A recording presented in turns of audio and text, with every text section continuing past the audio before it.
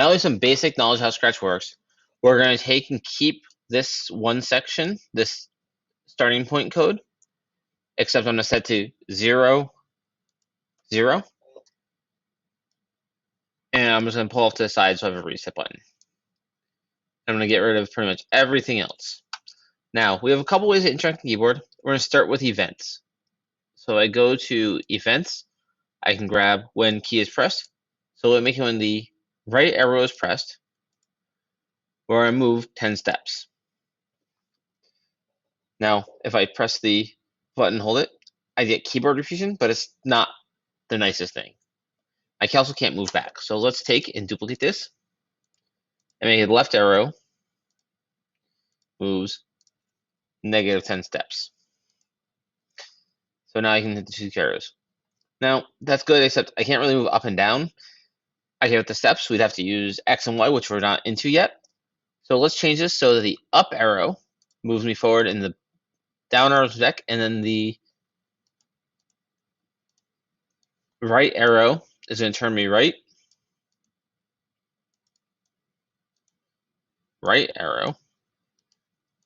And the left arrow will turn me left.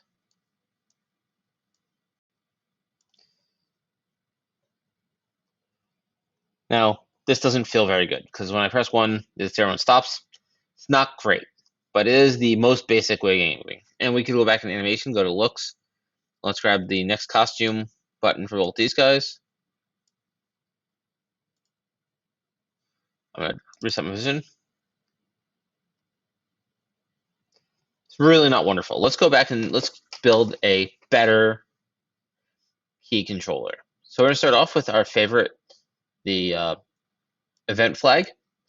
And then we're going to do what's called a forever loop, where the code is going to forever keep checking for our keys.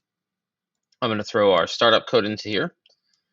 And then we need to grab the if statement. So first we're going to check for a key. So we're going to say if, and our sensing, we have the option looking for key pressed. So if the up arrow is pressed, we do this.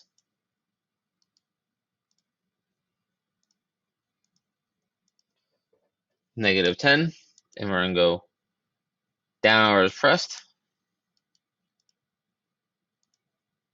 If the right arrow is pressed, remove this and grab this code. And if the left arrow is pressed, we turn the other way.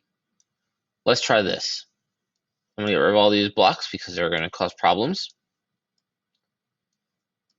Now when I hit the flag, he goes to position. And if I hold the key, it's nice and smooth. I can have more than one key pressed at a time. And it's a much more natural animation feeling.